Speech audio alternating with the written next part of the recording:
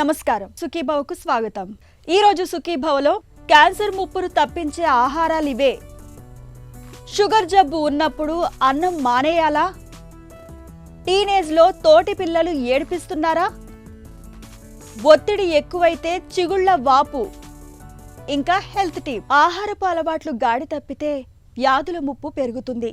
అంతేకాదు, ప్రమాదకర క్యాన్సర్ల ముప్పు కూడా పొంచి ఉంటుంది. ఇది కాదనలేని సత్యం. అయితే చక్కటి ఆహారపు అలవాట్లను పాటించడంతో పాటు రోజువారీ ఆహార పళ్ళెల్లో కొన్ని రకాల ఆహారాలను ఎక్కువగా చేర్చుకుంటే క్యాన్సర్ల నుంచి సైతం మనకు రక్షణ దొరుకుతుంది. ముఖ్యంగా నిమ్మజాతి పండ్లు, టమోటాలు, బ్రాకొలి, గింజ ధాన్యాల వంటివి క్యాన్సర్ల నుంచి మనకు రక్షణ కవచాలుగా నిలుస్తాయని చెబుతారు నిపుణులు.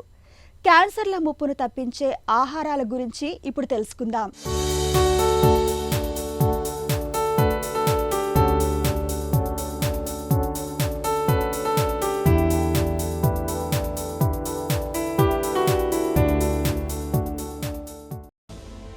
పొగాకు ఉత్పత్తులతో క్యాన్సర్లు వస్తాయి. నిజమే, మనందరికీ తెలిసిన విషయమే. అలాగే అధిక బరువు, స్థూలకాయం, ధూమపానం, మద్యపానం ఇవన్నీ ప్రత్యక్షంగానో పరోక్షంగానో మనకు క్యాన్సర్లను తెచ్చిపెట్టేవి. అయితే వీటితో పాటు మన ఆహారపు అలవాట్లు కూడా అనేక రకాల క్యాన్సర్లను తెచ్చిపెడతాయని మీకు తెలుసా? రుచిగా ఉంటాయని వేపుళ్లకు, డీప్ ఫ్రైలకు బాగా అలవాటు పడ్డం, ఫాస్ట్ ఫుడ్స్, ప్యాక్డ్ ఫుడ్స్కి బానిసలుగా మారడం, ఒకసారి వాడిన నూనెను మళ్లీ మళ్లీ వాడటం, ఆకుకూరలు, కాయగూరల్ని సరిగ్గా శుభ్రం చేయకుండా వండుకోవటం వల్ల వాటిపైన ఉండే రసాయనిక అవశేషాలు మన లోపలికి చేరి రకరకాల క్యాన్సర్లను తెచ్చిపెడుతున్నట్లు డాక్టర్లు చెబుతున్నారు. క్యాన్సర్ రావడానికి 2 కారణాలు ఉన్నాయి. ఒకటి ఏంటంటే వంశపరంపరంగా వచ్చేది, అది జెనెటిక్ కారణాలు అంటాం. రెండోది ఏంటంటే మనం తీసుకునే ఆహారం, దాన్ని బట్టి కూడా చాలా మటుకు డిపెండ్ అవుతుంది.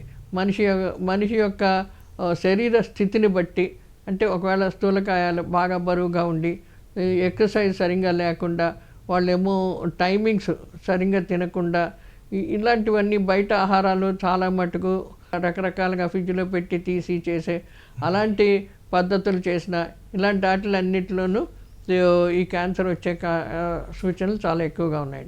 అందుకని ఇలాంటివన్నీ చాలా జాగ్రత్తగా ఆలోచించుకొని మనం ఏంటంటే ఈ రకమైన పద్ధతులు, వెయిట్ని జాగ్రత్తగా కాపాడుకోవడం, ఇలాగ చూసుకొని సాధ్యమైనంత మటుకు మనకి ఏ వయసుకి, ఏ హైట్కి ఎంత బరువు ఉండాలో అంత బరువు జాగ్రత్తగా మెయింటైన్ చేయాలి. దానికోసమని కొంత ఎక్సర్సైజులు చేసుకోవడం కానీ ఇలాంటి చేస్తే మంచిది. రెగ్యులర్ టైమింగ్స్లో భోజనం చేయకుండా ఎక్కువగా రకరకాల ఫుడ్స్ బయట నుంచి తెప్పించుకొని, ఎలా పడితే ఏ టైమింగ్స్ పడితే ఆ టైమింగ్స్ తెప్పించుకొని రాత్రి 12 గంటలకు కూడా తెప్పించుకొని తింటూ ఉన్నారు. ఇలాంటి టైమింగ్స్ పద్ధతులు లేకుండా ఉన్నప్పుడు కూడా ఈ డైజెషన్లో చాలా మార్పులు వచ్చి రకరకాల క్యాన్సర్లు వచ్చే సూచనలు చాలా ఎక్కువగా ఉంటాయండి.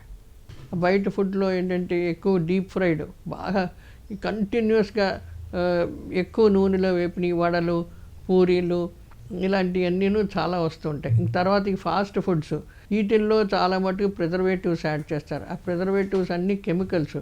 ఆ కెమికల్స్ మన శరీరానికి చాలా మటుకు పడకపోవచ్చు. దానివలన క్యాన్సర్ వచ్చే సూచనలు చాలా ఎక్కువగా ఉన్నాయి. ఈ కాకుండా చాలామంది ఆల్కహాల్ తీసుకుంటారు.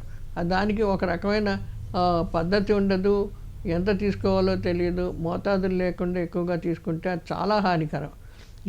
ఇంకోటి స్మోకింగ్, సిగరెట్లు తీసుకోవడం వల్ల కూడా క్యాన్సర్లు చాలా మటుకు డెవలప్ అవుతాయి. ఎక్కువగా లంగ్ క్యాన్సర్ చాలా ఎక్కువగా అవుతూ ఉంటుంది.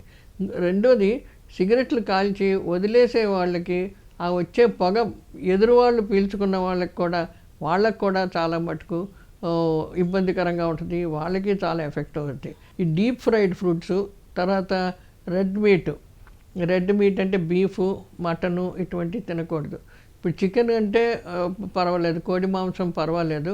తర్వాత ఇటు చేపలు అంటే సముద్రపు చేపలు ఏమన్నా సరే అందులో ఐడిన్ ఉంటుంది, కొన్ని రకాల ఖనిజ లవణాలు ఉంటాయి, విటమిన్లు ఉంటాయి. కాబట్టి అది వ్యాధి నిరోధక శక్తి పెంచుద్ది. మనిషికి ఎక్కువ బరువు కూడా ఎక్కువ పెదవనివ్వదు. కాబట్టి అవి రెగ్యులర్గా తీసుకోవచ్చు. కానీ అవి తీసుకున్నారని చెప్పి దాన్ని వండే పద్ధతుల్లో కూడా చాలా తేడా మార్చవలసి వస్తుంది. చాలామంది చాలా నూనె వేసి వాడేయడం, లేకపోతే చాలా డీప్ ఫ్రై చేసి రెడ్గా ఫ్రై చేసి పెట్టడం, ఇలాంటివి చేయడం వలన ఆ నూనె వలన కూడా ఎక్కువ ఆయిల్ వాడడం, తర్వాత రిపీటెడ్గా ఆయిల్ నూనెను ఊరికే వేయించి అదే నూనె వాడుతూ ఉంటే కూడా ఇటువంటి జబ్బులు వచ్చే సూచనలు ఉంటాయి. మన దగ్గర వంటల్లో ఉపయోగించే దినుసుల్ని సరిగ్గా నిల్వ చేయరు. గోధుమలు, పల్లీలు, కందిపప్పు, ఇతర నూనె గింజలు, మిరపకాయలు, చింతపండు మొదలైన వాటిని బాగా ఎండిన తర్వాతే నిల్వ చేయాలి. సరిగ్గా ఎండపెట్టకుండా నిల్వ చేసినప్పుడు వాటికి బూజు పట్టే అవకాశం ఉంటుంది. ఇలా బూజు పట్టిన వంట దినుసుల్ని అలాగే వంటలకు ఉపయోగించినప్పుడు బూజులోని శిలీంధ్రాలు మన లోపలికి చేరి క్యాన్సర్లను తెచ్చిపెట్టే ప్రమాదం ఉంది. అందుకే ఆహార పదార్థాల శుభ్రత, శుచి విషయంలో చాలా జాగ్రత్తగా ఉండాలి. రోజువారీ ఆహారంలో ఆకుకూరలు, కాయగూరలు, పండ్లను ఎక్కువ మొత్తంలో తీసుకోవాలి. ఉల్లి, వెల్లుల్లి, క్యాబేజీ, టమాటా, యాపిల్, నారింజ, పెరుగు, ఓట్స్, డ్రై ఫ్రూట్స్ వీటిలో క్యాన్సర్లను నివారించే రసాయనాలు పుష్కలంగా ఉన్నాయి. వీటిని తరచూ తీసుకోవాలని చెబుతున్నారు డాక్టర్. క్యాన్సర్ రానివ్వకుండా ఉండడానికి ఫస్ట్ ఏంటంటే మనకు వ్యాధి నిరోధక శక్తి జాగ్రత్తగా కాపాడుకోవాలి, ఆరోగ్యకరంగా ఉండాలి. దానికి చాలా మటుకు సమతులిత ఆహారం తీసుకోవాలి. సమతులిత ఆహారం అంటే అందులో ఎక్కువ మాంసకృతులు, పిండి పదార్థాలు, ఇది శరీరానికి అవసరమైంది. దీనికంటే ముఖ్యంగా మనకి వ్యాధి నిరోధక శక్తి పెంపొందడానికి విటమిన్లు, ఖనిజ లవణాలు చాలా చాలా ముఖ్యం. విటమిన్లలో ముఖ్యంగా వైటమిన్ ఏ, తర్వాత బి, సి ఇలాంటి, తర్వాత ఖనిజ లవణాలలో ఐరన్, సెలీనియము ఇలాంటివి ఉండాలి. ఇలాంటి విటమిన్లు ఉన్న ఆహార పదార్థాలు తీసుకుని ఉంటే వ్యాధి నిరోధక శక్తి ఎప్పుడైతే బాగా పెరుగుతూ ఉంటుందో దాంతో ఏమైపోతుందంటే మనకు ఆహారం మన శరీరంలో ఉన్న తెల్ల కణాలు, తర్వాత వ్యాధి నిరోధక శక్తి వలన బయట నుంచి వచ్చేవి ఇవన్నిటిని కాపాడి క్యాన్సర్ రానివ్వకుండా ఆపుతూ ఉంటుంది. క్యాన్సర్తో ఉన్న వాళ్ళకి దాని ఎటువంటి క్యాన్సర్ ఉందో అటువంటి దాన్ని బట్టి ఆహారం తీసుకుంటారు. కానీ ముఖ్యంగా ఏంటంటే క్యాన్సర్ రాకుండా జాగ్రత్త పడాలంటే కొన్ని నిబంధనలు పాటించవలసి వస్తూ ఉంటుంది. అందులో ముఖ్యంగా వాటిల్లో ముఖ్యం ఆహారం. ఈ ఆహారంలో, ఆహార పట్టికలో నేను చెప్పినట్లు ఈ వ్యాధి నిరోధక శక్తిని పెంచే ఆహార పదార్థాలు అంటే ఏంటి, పండ్లు, ఆకుకూరలు ఇవన్నీ చాలా ఎక్కువగా ఉండాలి. ఇవి ఉంటే వ్యాధి నిరోధక శక్తి పెంచుది. దానివల్ల ఇటు క్యాన్సర్ లాంటి కణాలు పెరగకుండా జాగ్రత్తగా ఆపుతుంటాయి. ఇలాంటి చిన్న చిన్న సూచనలు తీసుకొని ఈ సాధ్యమైనంత మటుకు బయట ఫుడ్ తగ్గించుకొని ఈ కార్బోనేటెడ్ డ్రింక్స్, కోకోకోలా ఇలాంటివన్నీ, ఈ థమ్సప్ అని ఇలాంటివన్నీ ప్రిజర్వేటివ్స్ వేసి, కలర్స్ వేసి చేసిన కార్బోనేటెడ్ డ్రింక్స్ కూడా తగ్గించుకోవడం చాలా మంచిది. క్యాన్సర్ల నివారణకు ఆహారపు అలవాట్లతో పాటు వండుకునే విధానంలోనూ తగిన జాగ్రత్తలు తీసుకోవాలి. ముఖ్యంగా నూనెల వాడకాన్ని బాగా పరిమితం చేయాలి. అలాగే ఉప్పును మితంగా తీసుకోవాలి. పూర్తిగా మానేస్తే మరీ మంచిది. డైట్ డ్రింకులు, ఫాస్ట్ ఫుడ్స్, ప్యాకేజ్ ఫుడ్స్కి దూరంగా ఉండడమే మేలు. వేపుళ్ళు, డీప్ ఫ్రైలు, ఇనుప కడ్డీలపై కాల్చిన మాంసం వల్ల మన శరీరంలో క్యాన్సర్ కారకాలు పెరుగుతాయి. సాధ్యమైనంత వరకు వీటికి దూరంగా ఉండాలి. కాయగూరలు, ఆకుకూరలపై ఉండే రసాయనిక అవశేషాలు తొలగిపోయేందుకు వీలుగా వాటిని 15 నిమిషాల పాటు ఉప్పు కలిపిన నీటిలో ఉంచి ఆపై శుభ్రం చేసుకుని వంటలకు వాడుకోవాలి. ఫ్రిడ్జ్లలో ఎక్కువ కాలం పాటు నిల్వ ఉంచిన ఆహార పదార్థాలను వాడకూడదు. ఆహార పదార్థాలని తాజాగా ఉంచేందుకు రసాయనాలు వాడడం కూడా మంచిది కాదు. ఆహారంలో ఇలా జాగ్రత్తలు తీసుకోవడంతో పాటు ధూమపానం, మద్యపానం వంటి అలవాట్లకు దూరంగా ఉండడం ద్వారా క్యాన్సర్లను చాలా వరకు నివారించుకోవచ్చు. ఒంట్లో షుగర్ జబ్బు ఉందని తెలియగానే మనలో చాలామంది పథ్యాల బాట పడుతుంటారు. అన్నాన్ని పూర్తిగా మానేస్తుంటారు. ఒట్టి చపాతీలు, రాగి సంకటి తినడానికి మొగ్గు చూపుతుంటారు. షుగర్ ఉన్నప్పుడు అన్నం తినకూడదని, అన్నం తింటే గ్లూకోజ్ అమాంతం పెరిగిపోతుందని గట్టిగా నమ్ముతుంటారు. అసలు ఈ నమ్మకంలో నిజమెంత? షుగర్ జబ్బు ఉన్నప్పుడు నిజంగానే అన్నం మానేయాలా? ఆసక్తికరమైన ఈ నమ్మకం గురించి డాక్టర్ ఏం చెబుతున్నారో ఇప్పుడు తెలుసుకుందాం. అన్నం అనేది ప్రపంచంలోని అన్ని దేశాల్లోనూ వరి బియ్యమే తిన్నారు ఎన్నో సంవత్సరాలు. కొన్ని ప్రాంతాల్లో వరి పండని ప్రాంతాల్లో ముడి ధాన్యాలు తీసుకున్నారు. కానీ ప్రపంచంలోని ఎక్కువ దేశాల్లో, ఎక్కువ ప్రాంతాల్లో వరి బియ్యం మనం తిని దాని ద్వారానే అందరూ కూడా ఆరోగ్యవంతులయ్యారు. కానీ ఇలా గోధుమలు తినటం లేదా జొన్నలు తిని ఆరోగ్యం పెట్టుకున్నా అలా ఏం లేదు. మరో ముఖ్య విషయం ఏంటంటే మనకి ఇవాళ చైనా, జపాన్, భారతదేశం ఈ ఏషియా దేశాల్లో మనం ఎక్కువగా వరి అన్నం వాడేవాళ్ళం ఇంతకాలం. ఈ దేశాల్లో గత 40-50 సంవత్సరాల క్రితం డయాబెటీస్ అనేది అసలు లేనే లేదు.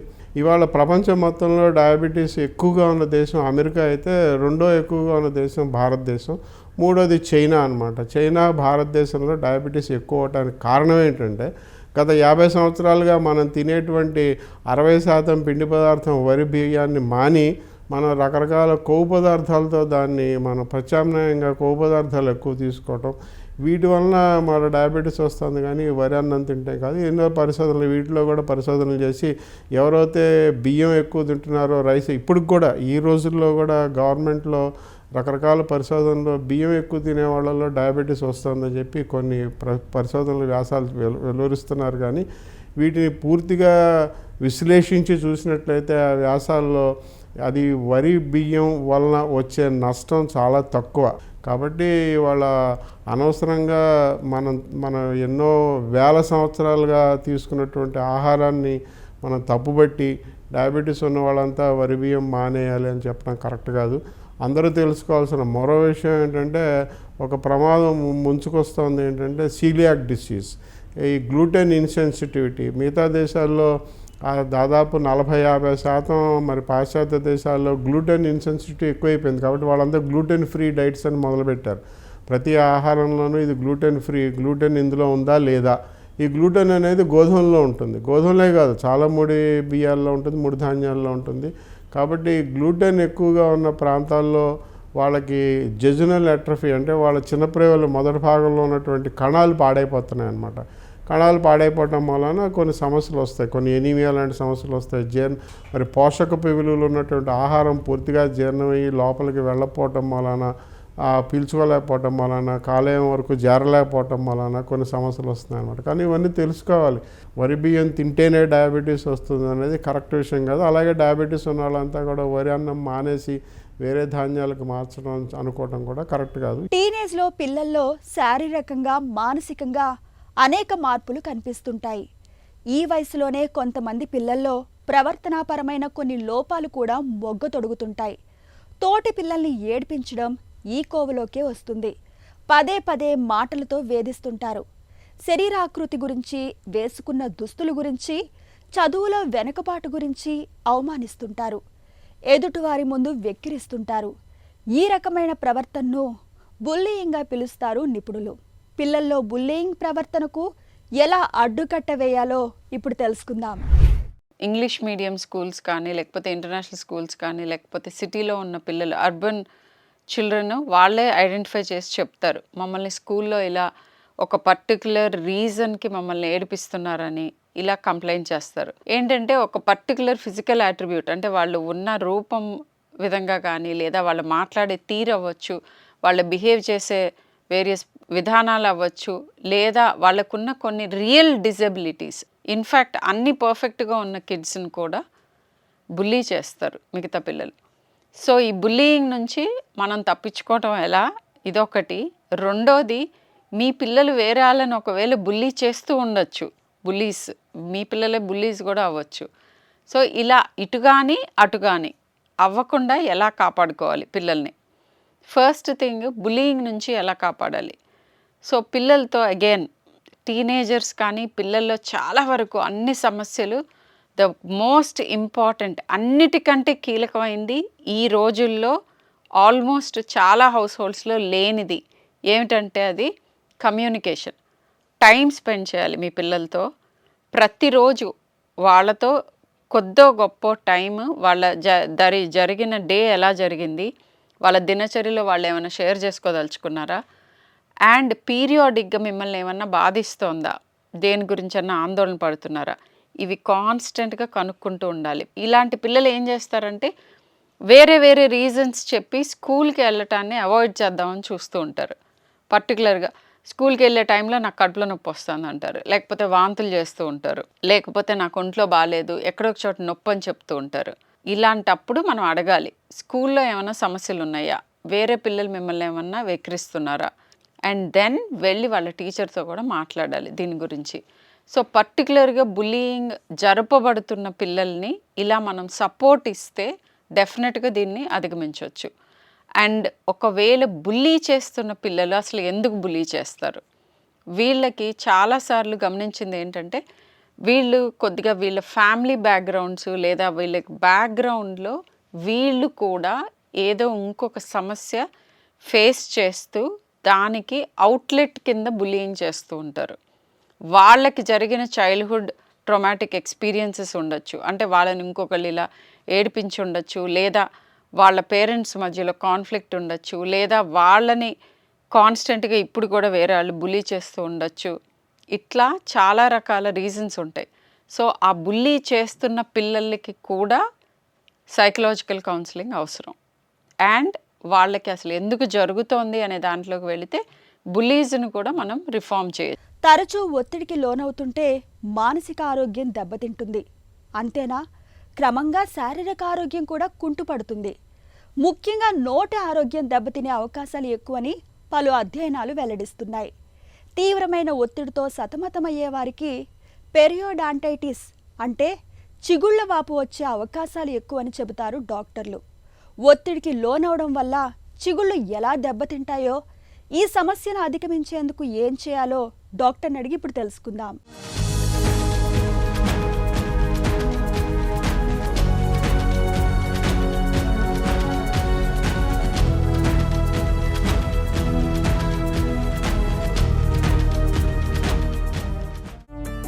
పెరియోడాంటైటిస్ అంటే ఏంటి?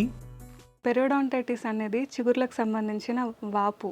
ఇది ముఖ్యంగా నోటి ఆరోగ్యం సరిగ్గా కాపాడుకోనందువలన నోట్లో బ్యాక్టీరియా పెరిగిపోయి నోటి దంతాల చుట్టూ ఉండే కణజాలాలను, కండరాలను దెబ్బతీస్తుంది. చిగుళ్ళ వాపు ఎందుకు వస్తుంది? ముప్పు ఎవరికి ఎక్కువ? చిగుళ్ళ వాపు అనేది ముఖ్యంగా మధ్య వయసు నుంచి వృద్ధులలో ఈ సమస్యను సాధారణంగా చూస్తాము. డయాబెటీస్ మరియు హైపర్ టెన్షన్, కార్డియోవాస్కులర్ డిసీజెస్ ఉన్న వాళ్ళల్లో ఈ పెరియోడాంటైటిస్ ముప్పు ఎక్కువ అండి. ఒత్తిడి, ఆందోళనకు చిగుళ్ళ వాపుకు మధ్య సంబంధం ఉందా? ఈ మధ్యకాలంలో యువతలో కూడా ఈ పెరియోడాంటైటిస్ అనే వ్యాధి చూడడం జరుగుతుంది.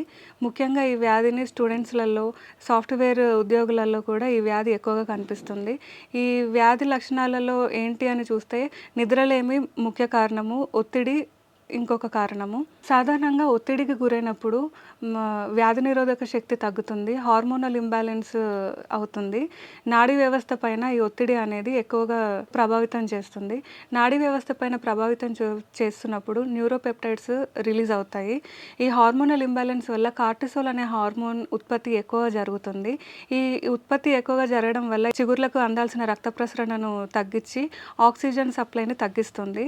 దానివల్ల కణజాలాలు దెబ్బతిని పెరియోడాంటైటిస్ అయ్యే అవకాశం ఉంది. చిగుళ్ళ వాపుతో తలెత్తే సమస్యలు ఎలా ఉంటాయి? చిగుర్ల వాపు ఉన్నప్పుడు డిసీజ్ సివియారిటీని బట్టి మొట్టమొదటగా చూసేదైతే రక్తస్రావము, డ్రై మౌత్, లాలాజలం ఉత్పత్తి తగ్గిపోతుంది, దానివల్ల డ్రై మౌత్ అవుతుంది. తర్వాత ఈ బర్నింగ్ మౌత్ సిండ్రోము, ఇది ఇలాగే కొనసాగినప్పుడు దీనివల్ల సీరియస్ కాంప్లికేషన్స్లలో చూసుకున్నట్టయితే లైకెన్ ప్లానస్ మరియు అక్యూట్ నెక్రటైజింగ్ అల్సరేటివ్ జింజైవిటిస్ అనేది సివియర్ కాంప్లికేషన్స్ అని చెప్పుకోవచ్చు. ఇది దీర్ఘకాలికంగా అలాగే కొనసాగినట్టయితే పంటి చుట్టూన్న కణజాలాలను మొత్తం దెబ్బతిని ఎముక అరుగుదల తగ్గి పళ్ళు వదులై ఊడిపోవడం జరుగుతుంది. ఈ చిగుర్ల వాపు ఎక్కువైనప్పుడు నోట్లో రెడ్ కాంప్లెక్స్ బ్యాక్టీరియా అనేది పెరిగిపోయినప్పుడు అది ఉత్పత్తి చేసే రసాయనాలు రక్త సరఫరాలోకి ఎంట్రీ జరిగితే అది హార్ట్ డిసీజెస్ మరియు డయాబెటీస్ అయ్యే ఛాన్సెస్ కూడా ఎక్కువ అవుతాయి. రీసెంట్గా జరిగిన పరిశోధనల్లో తెలిసింది ఏంటంటే ఆల్జైమర్స్కి కూడా పెరియోడాంటైటిస్కి సంబంధం ఉంది అని నిర్ధారణ చేశారు. చిగుళ్ళ వాపు విషయంలో ఎలాంటి పరీక్షలు చేస్తారు? ఈ పెరియోడాంటైటిస్కి ముఖ్యంగా 2 రకాల పరీక్షలు చేస్తారు. మొట్టమొదటిది వచ్చేసి క్లినికల్ ఎగ్జామినేషన్. దీంట్లో పెరియోడాంటల్ ప్రోబ్ని చిగుర్ల లోతు ఎంత ఉందనేది చూడడానికి పెరియోడాంటల్ ప్రోబ్ ఉపయోగిస్తారు. మళ్ళీ ఎముక అరుగుదల ఎంత ఉంది, పళ్ళ కదలిక ఎంత ఉంది అనేది చూడడం జరుగుతుంది. రేడియోగ్రాఫిక్ ఎగ్జామినేషన్లో కూడా ఎముక ఏ రకంగా అరిగిపోయి ఉంది అనేది నిర్ధారణ చేయొచ్చు. చిగుళ్ళ వాపుకి చికిత్స ఎలా? డిసీజ్ సివియారిటీని బట్టి ట్రీట్మెంట్ ప్లాన్ చేయడం అనేది జరుగుతుంది. మొట్టమొదటిగా స్కేలింగ్ అండ్ రూట్ ప్లానింగ్ చేస్తారు. ఆ తర్వాత స్ప్లింటింగ్, పళ్ళ కదలిక గ్రేడ్ 1, గ్రేడ్ 2, గ్రేడ్ 3లలో చూస్తారు. గ్రేడ్ 1, గ్రేడ్ 2లో ఉన్నప్పుడు పళ్ళకి స్ప్లింటింగ్ అనేది చేసి ఎముక అరుగుదలను బట్టి బోన్ రీజనరేషన్, లేజర్ ట్రీట్మెంట్స్ అనేది ప్లాన్ చేయడం జరుగుతుంది. ఎముక అరుగుదలను పళ్ళ ఊగుతున్న స్టేజ్ని బట్టి surgical intervention, bone regeneration procedures చేయడం జరుగుతుంది. ఈ సర్జికల్ ఇంటర్వెన్షన్లో కూడా లేజర్ ట్రీట్మెంట్స్ అనేది ఇప్పుడు లేటెస్ట్ అడ్వాన్స్ ట్రీట్మెంట్స్ అని చెప్పుకోవచ్చు. చిగుళ్ల వాపును నివారించుకోవచ్చా? ఎలాంటి జాగ్రత్తలు తీసుకోవాలి? రోజుకు 2 సార్లు బ్రష్ చేసుకోవటం, పోషకాహారాలు తీసుకోవటం, ఎవ్రీ 3 to 6 monthsకి ఒకసారి డెంటిస్ట్ని కలవడం లాంటివి చేయాలి. ఒకవేళ ఈ పెరిడాంటైటిస్ డిసీజ్, ఈ రక్తపోటు, మధుమేహం, ఈ ఒత్తిడి లాంటి వాటి వల్ల అయ్యి ఉంటే వాటిని నియంత్రించుకోవడం చేయాలి. ఒత్తిడి అనేది ఇప్పుడు 2 రకాలుగా ఉంటుంది. శారీరకంగా జరిగే ఒత్తిడి, మానసికంగా జరిగే ఒత్తిడి. శారీరకంగా జరిగే ఒత్తిడి అంటే నైట్ షిఫ్ట్స్, సాఫ్ట్వేర్ ఎంప్లాయీస్లలో, స్టూడెంట్స్లలో నిద్ర లేకపోవడం వల్ల చూస్తాము. మానసిక ఒత్తిడి అని అంటే సైకలాజికల్ ప్రాబ్లమ్స్ ఉన్న వాళ్ళల్లో ఆ ప్రాబ్లమ్స్ అన్నిటివి తగ్గిస్తే ఈ ప్రాబ్లమ్ని తగ్గించవచ్చు. ఒత్తిడి శృతి మించితే సమస్యల తాకిడి పెరుగుతుంది, దంతాల ఆరోగ్యం దెబ్బతింటుంది, చిగుళ్ళ జబ్బు వచ్చే అవకాశాలు పెరుగుతాయి. కాబట్టి ఒత్తిడికి గురి కాకుండా చూసుకోవాలి. దంతాల ఆరోగ్యం కోసం తరచూ పరీక్షలను చేయించుకుంటూ ఉండాలి. ఒక చిన్న చిట్కా మీకోసం.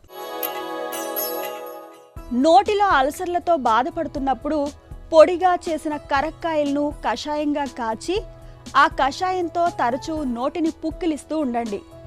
నోటిలో అల్సర్ల బాధల నుంచి మంచి ఉపశమనం లభిస్తుంది.